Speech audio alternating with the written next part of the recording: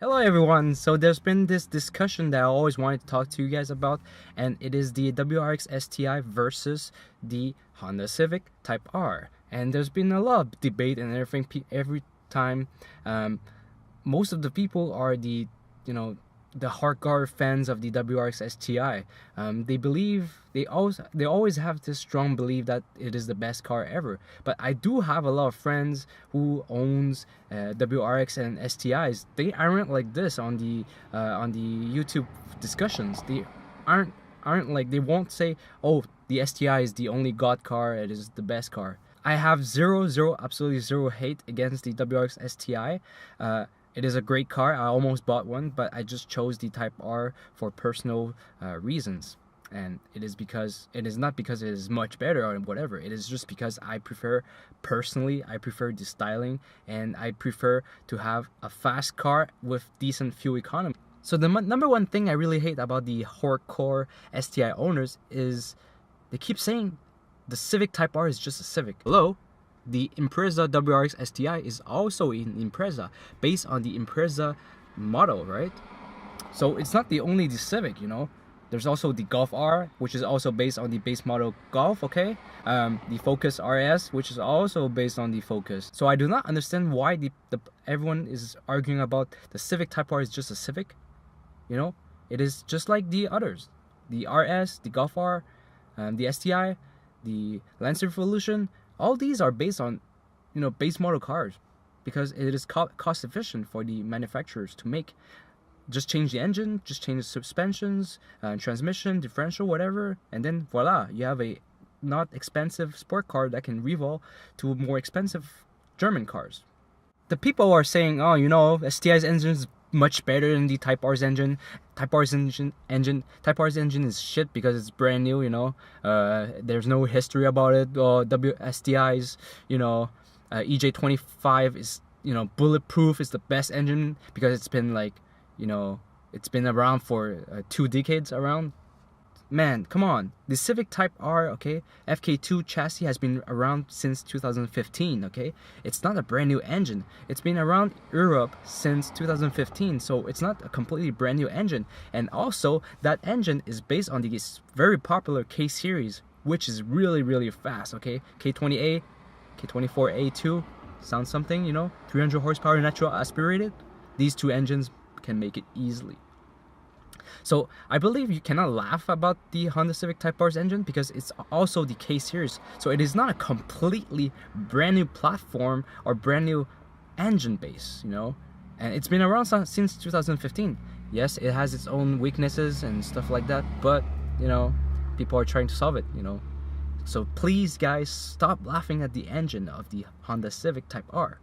And let me tell you, all my friends who owns WRX STIs, average fuel economy is at least 11.512, and that's if you're not on stage 2.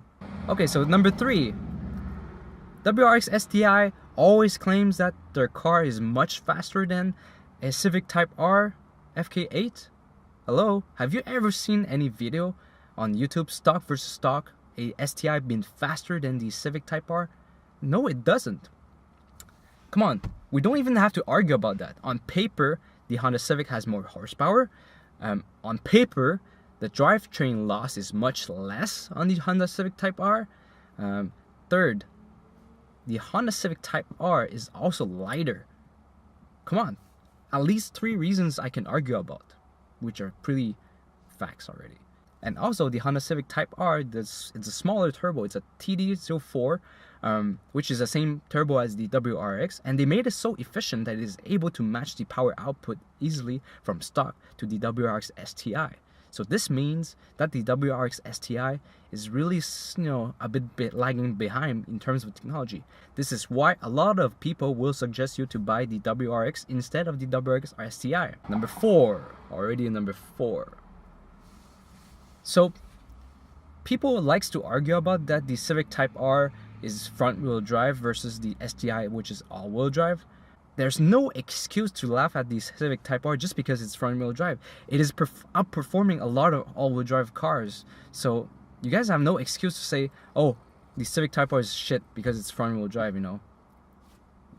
The Honda Civic Type R, okay, is affordable. It is somewhat cheaper than the STI, a full equipped one. It is somewhat cheaper than the Golf R, cheaper than the Focus RS, much cheaper, sorry, than the Focus RS, sorry. Number five reason, okay, fifth reason, which STIs like to argue about, it is the look of the Civic Type R. If you've been following Honda Civics and Honda cars, you'll find that the Honda Civic resembles greatly to the Gundam, which is a Japanese robot, and it does look like a transformer. So, but I do think it has an amazing look. But hold on, guys, it is not just the look of it. Yes, the car looks like a car drawn by a kid, but every part of it has a functional part. It's not a body kit slap on it and everything hasn't been calculated, but it did. Honda claims that everything is functional, every part of it.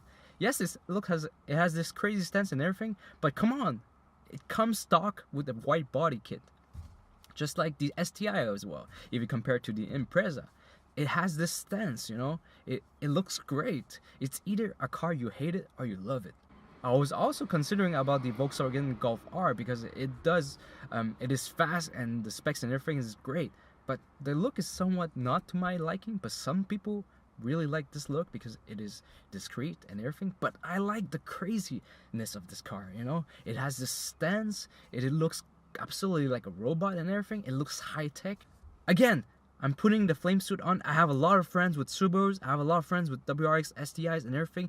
I never said the car was slow, okay? It is a great car, but it's just the Type R is better because it is newer. That's all. It's normal, right? Newer technologies is always better than older technologies, and people, try to go forward, and it's good for the Subaru.